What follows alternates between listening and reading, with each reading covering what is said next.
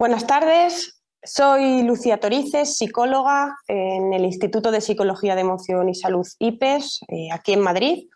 Es un placer para mí formar parte de este segundo congreso para personas con artritis y espondiloartritis, de la coordinadora con artritis.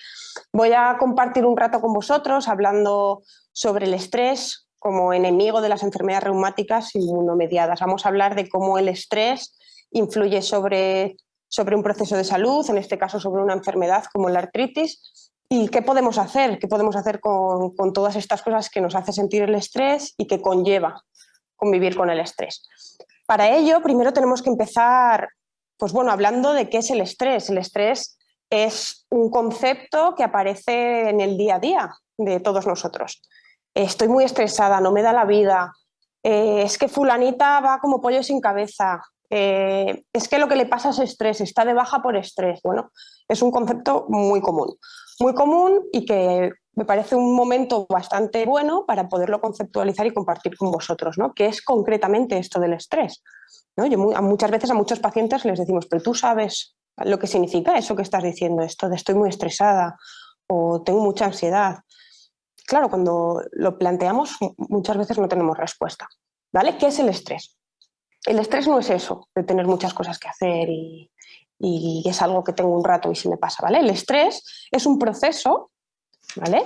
Es un proceso que se desencadena cuando una persona, cuando un individuo se enfrenta a una situación, como aparece ahí en ese esquema, cuando un individuo se enfrenta a una situación y valora, le da una valoración o una interpretación a la situación y a sus recursos, valora que las herramientas que tiene, las habilidades que tiene para afrontar esa situación no le pueden ayudar, no le pueden ayudar a dar una respuesta adecuada a la situación, ¿vale?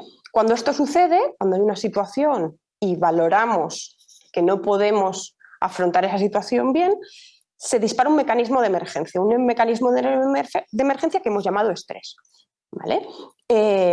Este mecanismo de emergencia se caracteriza por una activación, como pone ahí, fisiológica y cognitiva. Nosotros lo llamamos psicofisiológica. Una activación a nivel físico y a nivel mental. Cognitiva nos referimos a pensamientos, a nivel mental. Esta activación, es decir, nuestro cuerpo ante una situación así, por ejemplo, bueno, pues no sé, tengo que ir a coger un autobús y cuando llego el autobús se ha ido. ¿Vale? Ante esta situación yo valoro, no voy a llegar al trabajo, mis pacientes no se me van a enganchar unos con otros, no tengo cómo avisar. Bueno, ante esta situación yo valoro que hay un peligro y mi cuerpo se activa con este mecanismo de emergencia para ayudarme. En un principio es una respuesta necesaria para sobrevivir. Se activa para ayudarme a procesar esta información, a prestar atención a lo que tengo que prestar atención, a ponerme las pilas, ¿no? como podemos decir. Claro, ese ponerme las pilas me ayuda a procesar mejor la información, a interpretarla más rápida, más eficientemente y a intentar, en la medida de lo posible, a dar una respuesta lo más adecuada en ese momento. Claro, si yo me levanto a las 7 de la mañana sin un café, medio dormida, esa decisión no la puedo tomar. Seguramente mi cuerpo, ¿cómo que el autobús? Necesito que mi cuerpo se active. Para eso existe este proceso de estrés. Este proceso de estrés, ¿no? Todo esto que ocurre en mi cuerpo cuando vivo en una situación de este tipo, hace que me comporte de una forma determinada. Existe algo psicofisiológico y algo conductual, como pone ahí, que hablaremos más tarde. Como os decía, es un proceso que se desencadena cuando un individuo se enfrenta a una situación en la que valora que no tiene recursos para darle una respuesta. Es una reacción necesaria para la supervivencia. Muchos profesionales hablan de estos dos conceptos. Nosotros, bueno, no los usamos en exceso en la consulta, pero como seguro que los habéis oído por ahí, bueno, quería mencionarlos por un momento, ¿no? Hablamos de un estrés bueno, es decir, claro, esta respuesta de activación me ayuda en esa situación para tomar decisiones, para resolver la situación. Pero me ayuda, claro, cuando no es muy habitual, si esto ocurre de forma habitual, si esto se alarga en el tiempo, si es muy frecuente y si sobre todo ocurre una vez, después otra vez, yo llego al autobús y me ocurre otra cosa y luego otra cosa. Bueno, me ocurre, interpreto de la misma manera. Al final el cuerpo se acaba desajustando. ¿no? Se acumula estrés, se queda como un resquicio ahí. Pensad que cada vez que se activa esta respuesta de estrés, en nuestro cuerpo ocurren un montón de cosas, se liberan sustancias, se absorben otras, ¿no?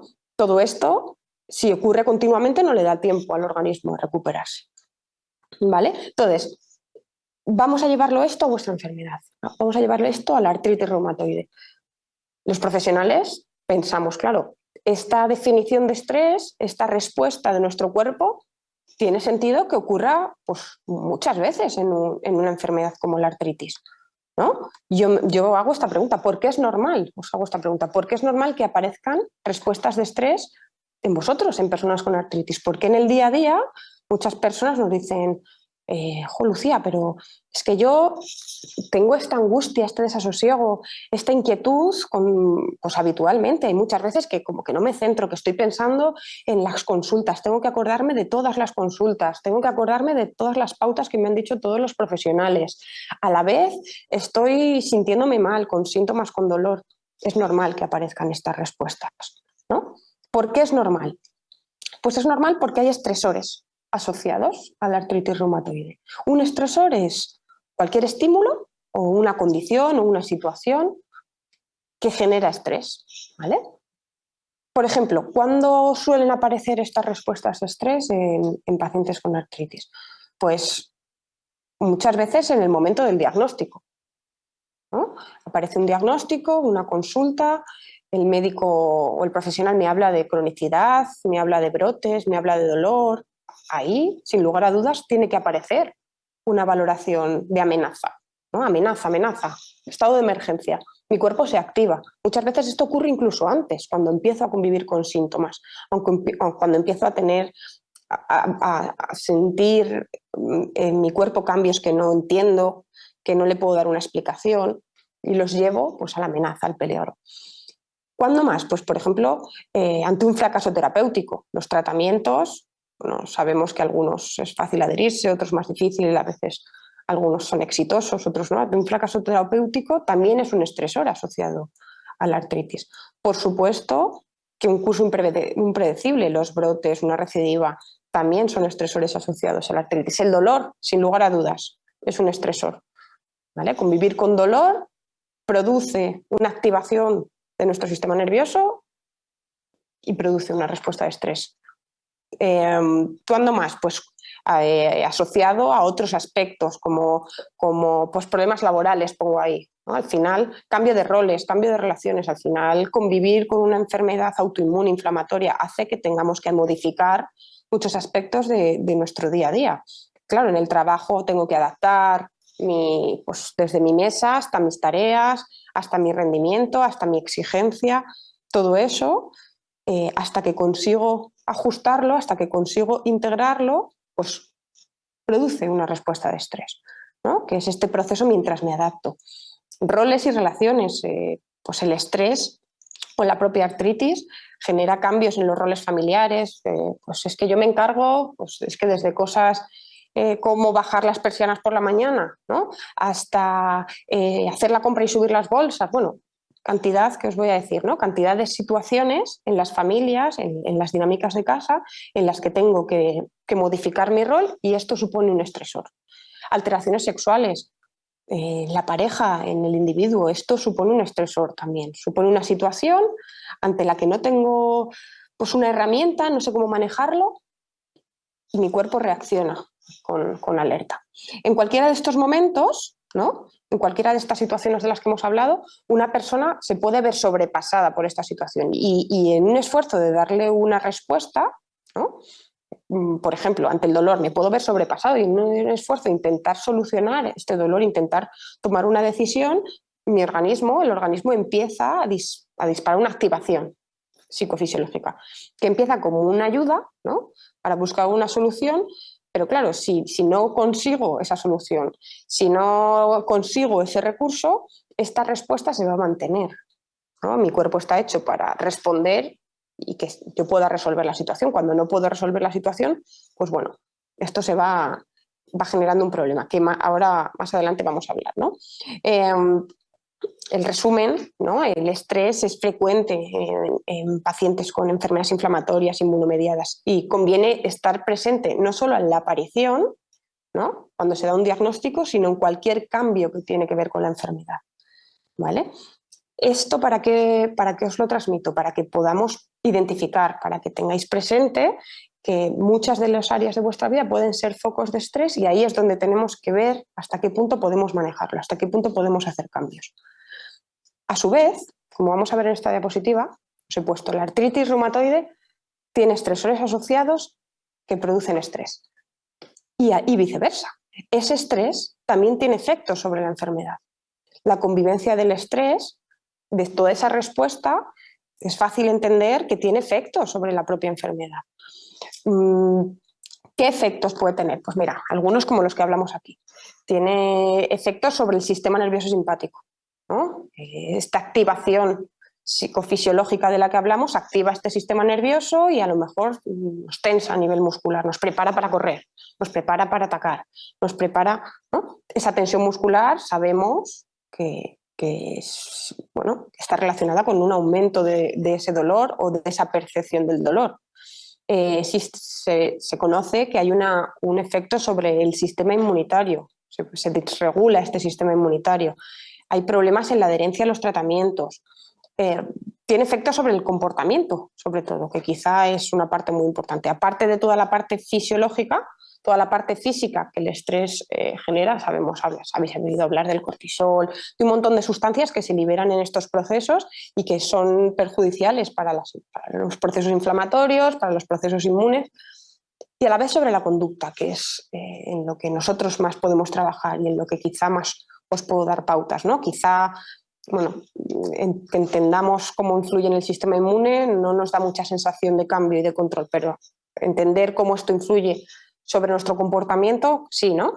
Como por ejemplo el que pues un proceso de estrés hace que una persona pues pueda estar más distraída, más cansada, con problemas de atención, de memoria. Empezamos a descuidar malos hábitos, pues, comemos mal, produce efectos sobre el sueño, produce insomnio, dormir menos, no descansar. El estar tan cansado, el estar distraído, también hace que hagamos cambios, por ejemplo, en el ejercicio físico, en la activación, activamos el sedentarismo. Hay estudios que hablan de adicciones, del alcohol, del tabaco. Conductas de evitación, cuando uno está estresado, tiene todas estas sensaciones, todas estas emociones, evita ir a lugares públicos. Si yo me encuentro mal, si estoy estresado, si estoy cansado, no voy a ir al cumpleaños de mi sobrina, no voy a ir a la cena con mis amigas, me empiezo a aislar. Y además que es que, claro, cuando una persona se encuentra irritable, bloqueada, con miedo, va a tener problemas a nivel social. Va a ser mucho más difícil que nos adaptemos a estos entornos sociales. ¿Vale? Entonces, entendiendo un poco cómo el estrés influye sobre nuestra enfermedad y cómo nuestra enfermedad, como la enfermedad de la artritis influye sobre el estrés, vamos a plantearnos qué hacemos, ¿no? Que es un poco en lo que quiero dedicar este ratito que nos queda. Por un lado están los objetivos médicos, que han hablado los compañeros en sus charlas y en las que aparecerán mañana, y cuáles son los objetivos psicológicos a nivel emocional. Hablamos de reducir el impacto emocional que tiene la enfermedad. Nosotros hablábamos antes que algunos de los estresores son la percepción de la enfermedad, pues desde la discapacidad, desde el cambio de roles, desde la pérdida. Cuando aprendemos o entrenamos, sobre todo entrenamos, qué palabra más importante, en manejar ese impacto emocional, seguramente se vea una mejora en la regulación del estrés. Promoción de un afrontamiento activo. Vamos a hablar ahora de esto. ¿Cuáles son los objetivos a nivel psicológico? ¿Vale? Volvemos a este esquema que hablamos antes, ¿no? El estrés es un proceso que se desencadena ante una situación en la que hipervigilamos, en la que valoramos, vamos a decirlo así, nuestras herramientas como incapaces para manejar esa situación. Ocurren dos mecanismos que os pongo esas dos palabras para que las tengáis presentes, que son la hipervigilancia y el catastrofismo.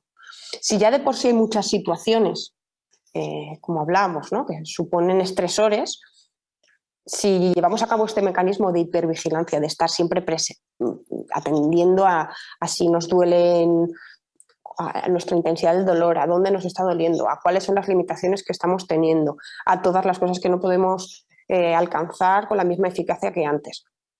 Se va a aumentar este proceso de estrés. Igualmente, vamos a prestar atención a cómo afrontamos ese estrés, a esas conductas que nos ayudan a afrontar el estrés. Hablamos de dos tipos de afrontamiento. Un afrontamiento que funciona, ¿vale? Yo me planteaba, Lucía, claro, les vas a hablar como les hablamos a los profesionales de qué es un afrontamiento pasivo, evitativo, ese que sale a la derecha con un dedito para abajo. Yo decía, bueno, yo lo que quiero es que sepan cómo hacerlo bien, que sepan cómo ayudarse, cómo ayudar a su enfermedad a transcurrir de la mejor manera posible. Bueno, hablar de cuál es un afrontamiento desadaptativo y disfuncional nos ayuda quizá a tener activada la alerta para darnos cuenta de cuándo está ocurriendo esto. Por ejemplo, ¿qué es un afrontamiento desadaptativo, disfuncional, que no funciona, pasivo o evitativo? Estas 4 palabras que hablamos ahí. Pues es cuando una persona en el transcurso de su enfermedad no se responsabiliza de su enfermedad. Es decir, no, discursos como yo me tomo la medicación que me dice el médico, voy cuando me dice y ya está. No, a mí me han dicho que esto, bueno, va a desarrollarse así y yo no puedo hacer nada, ¿no? Un pasivo. Un evitativo es parecido, ¿no? Quizá pues me estoy dando cuenta de que no puedo abrir esa persiana, como me decía una paciente a la que quiero mucho, no puedo abrir la persiana y me estoy esforzando, he tirado de este lado, he tirado de este otro. No, estamos evitando esta diferenciación en la funcionalidad. Oye, que no puedes tirar así, tienes que ser activo en este afrontamiento. Vamos a buscar herramientas. ¿Qué es un afrontamiento activo? ¿No? Hablamos de afrontamiento activo, bueno, cuando planteamos cosas como buscar información fiable, ¿no? Os voy a hablar de cuáles son los pacientes que mejor se adaptan a su enfermedad y que además esto repercute sobre la propia enfermedad también, ¿no? Sobre los síntomas, sobre los dolores. Sabemos muchos estudios que hablan de que un afrontamiento activo repercute en una mejora de los síntomas, en un mejor curso y pronóstico de la enfermedad, en menos discapacidad y menos procesos depresivos. Hay estudios longitudinales que hablan de esto, que evalúan a unas personas en un momento determinado y evalúan que esas personas que tienen un afrontamiento más activo, a lo largo, ¿no? Un tiempo después, al evaluarles, tienen mejor pronóstico, tienen bueno, sobre todo a nivel emocional, sobre todo a nivel de autonomía. ¿Qué es este afrontamiento activo? Pues es asumir las responsabilidades en el manejo de la enfermedad. Oye, sí, el médico me ha dicho que me medique, pero que me tome esta pastilla o que haga este tratamiento, pero voy a ver qué más cosas puedo hacer yo. Voy a preocuparme en darme cuenta de qué comportamientos me vienen bien para mi dolor, para mis síntomas, cuáles no. Voy a hacer actividades que me beneficien, ¿no? Voy a darle la importancia necesaria. Nosotros siempre nos hacemos una pregunta y os la traslado a vosotros también, en un continuo, ¿no? Entre ignorar la enfermedad y la victimización que decimos, ¿no? O hacer la enfermedad el centro de mi vida, en ese continuo entre pasar de la enfermedad y hacer la enfermedad el centro de mi vida, ¿dónde me sitúo? ¿No? Os traslado esta pregunta, ¿dónde me sitúo yo? Estoy pasando, entiendo que si estáis aquí escuchándome no estáis en ese polo, ¿no? de ignorar la enfermedad, pero ¿dónde me sitúo? ¿Cómo hago un afrontamiento activo? ¿Cómo llevo a cabo comportamientos proactivos? Buscando información fiable, como os decía, a mí los pacientes que vienen, Lucía, he encontrado este libro que habla sobre el dolor, estoy aprendiendo herramientas de manejo atencional, maravilloso. Información fiable. Oye, me he apuntado a este congreso, he hablado con esta profesora de yoga adaptado, ¿no? Ejercicio físico adaptado. Oye, no voy a dejar mi vena deportiva, pero voy a adaptar mi actividad a mi cuerpo, a lo que necesito. Masaje, rehabilitación, búsqueda de apoyo, estar muy atento, como hablábamos antes, a esos alarmitas. Oye, que no duermo, oye, que estoy muy inquieto, me estoy aislando, estoy viendo consecuencias del estrés en mi enfermedad o en mi salud mental. Voy a buscar apoyo emocional, apoyo profesional o apoyo social, voy a hablar con mis compañeros, voy a buscar grupos de... ¿no? Esto es un afrontamiento activo, ¿vale? Y por último, vamos a hablar de algunas pautas para gestión del estrés, ¿vale? Os he dejado esta pantalla, que creo que puede ser buena para que la podáis hacer una foto, para que la tengáis apuntada, como un resumen de pautas de gestión. Objetivos: economizar la energía. ¿no? Cualquier persona tiene un porcentaje de energía al día. Cada uno, con su enfermedad o sin ella, tiene que conocer cuál es la energía de la que dispone y en qué la estamos malgastando. La autoexigencia. ¿Para qué me tengo que esforzar en bajar la persiana?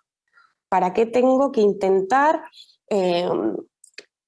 andar hasta no sé dónde? O estar a todas las tareas de mi trabajo y rendir.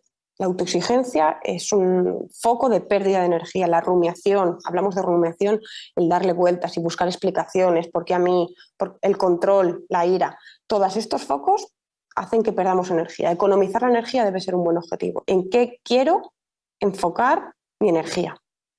Claro, hablamos de que el cuerpo, cuanto más débil es, más susceptible al estrés es. Esto es fácil de entender. El estrés es un mecanismo de supervivencia. Si mi cuerpo está bajo mínimos, tiene que subir un poco el volumen de esto, ¿no? Porque si estoy en peligro y estoy muy cansado, me voy a dar menos cuenta. Entonces tiene que subir un poco el volumen. Tengo que estar descansado. Llenado de tanque hablamos ahí, ¿no? Oye, economizo la energía. Y cuando me quedo sin energía, lleno el tanque. ¿Cómo? Con ejercicios de desactivación fisiológica, respiración abdominal. No sé si la conocéis, muy fácil, muy sencilla. Relajación, momentos en los que busque calma, momentos en los que conecte, bueno, con esta desactivación, con esta paz. Si puedo intentar ir menos rápido, si puedo intentar plantearme menos objetivos más alcanzables. Otro objetivo, afrontamiento activo, como hemos hablado, responsabilidad con la enfermedad, victimismo, pasividad, ¿dónde me sitúo? Búsqueda de información fiable, apoyo, atención a los cambios, como decíamos antes, muy importante, ahora que os vais a hacer expertos en detectar vuestros niveles de estrés y en pararlos y en llenar el tanque y en economizar la energía, vamos a prestar atención a cuando hay cambios en el transcurso de la enfermedad. Esos serán momentos muy importantes en el proceso de estrés. Solución de problemas, ¿no? Hablamos en el esquema, hay una situación en la que hago una valoración y aparece el estrés. Voy a por el autobús y no está.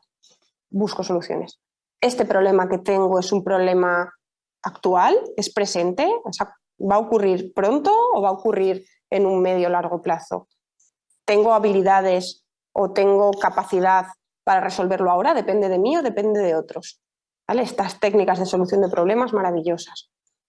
Y por último, pues por ejemplo, técnicas atencionales para el dolor. Sabemos que el dolor es un gran estresor, lo he puesto antes en negrita, subrayado, es un gran estresor. ¿Cómo puedo facilitar el manejo del dolor a través de estas técnicas atencionales? No sé si las conoceréis, maravillosas. ¿Vale? Entonces, bueno, espero que esta pequeña inmersión en qué es el estrés, en cómo influye en la enfermedad y estos 4 puntos, 5 para manejar este estrés como pautas, espero que os puedan ayudar. Si necesitáis tenéis cualquier pregunta, ahora vamos a poderlas resolver y de todas formas os he dejado ahí al principio mi correo electrónico por si surgiera cualquier duda sobre estas técnicas, sobre algún proceso en concreto, sobre algún estresor, ¿vale? Me muestro totalmente disponible para eso. ¿Vale? Un placer y espero vuestras preguntas.